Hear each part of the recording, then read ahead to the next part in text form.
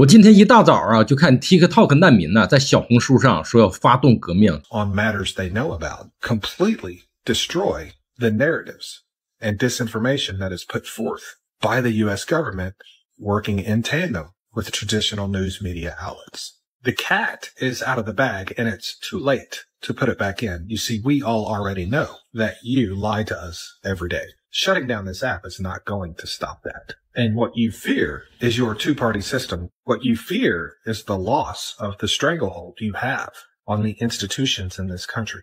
What you fear is the truth. Now, you know all too well the resiliency of Americans. And so the idea that you can silence us, even you know, that's a lie. You are only delaying. Oh, I'm a veteran with combat experience, so I'm not scared to challenge the government. I'm not scared of war. I'm not scared of gunfire and violence and bombs.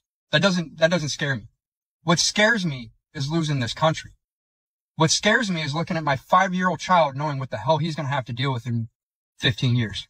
You think it's bad now? I wish this app was out in 2008 when I got out of the military and I came home and told everybody about this and everybody looked at me like I was fucking crazy. Do we want revolution because we're choosing now? Rich people aren't listening to you because they don't care. How much longer are you going to be their fucking slave before you finally decide to stand up? Let me know. Because I'm ready for war anytime. I'm ready for 可把我乐死了，而且评论区一大堆英文评论，看得我直恍惚。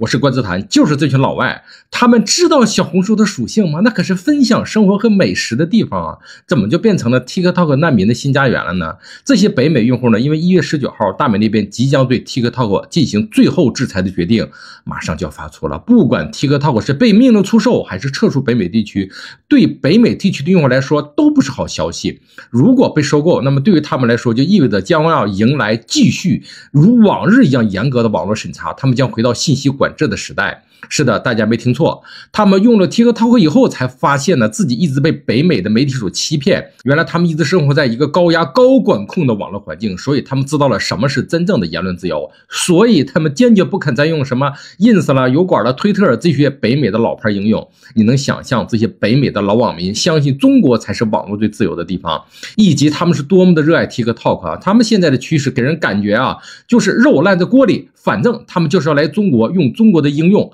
而小红书就是他们最好的答案。其实那两个刚才闹革命的北美博主已经给了答案了，那就是全美的媒体网络真的在欺骗全美人民。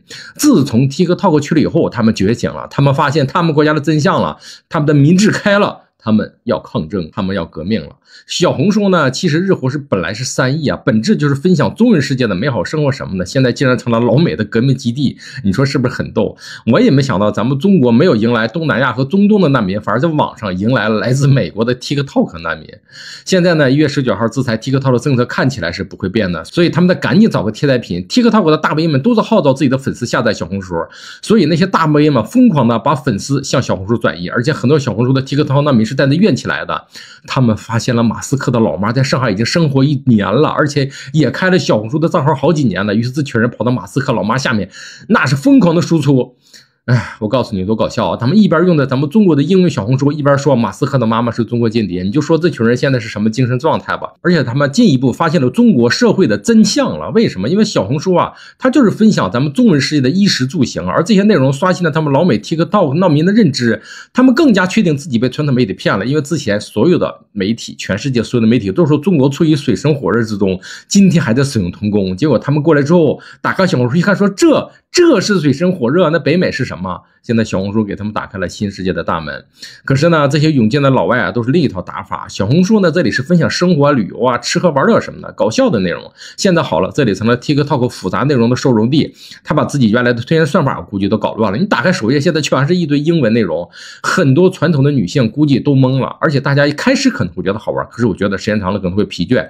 原有的用户他会不会因此而离开呢？不过要和大家报告，我在那刷到了老外的擦边女了，他们玩的可真太溜了。现在呢，我觉得这只是开始，再过几天呢，我估计才是高潮。到时候大家我们会看到各式各样的老美博主涌进小红书，到时候小红书我估计官方要头疼了。那个时候他们是不是要分区呢？一个英文区，一个中文区呢？可是那样子又能不能留住老美的这些 TikTok 难民呢？这都是未知数。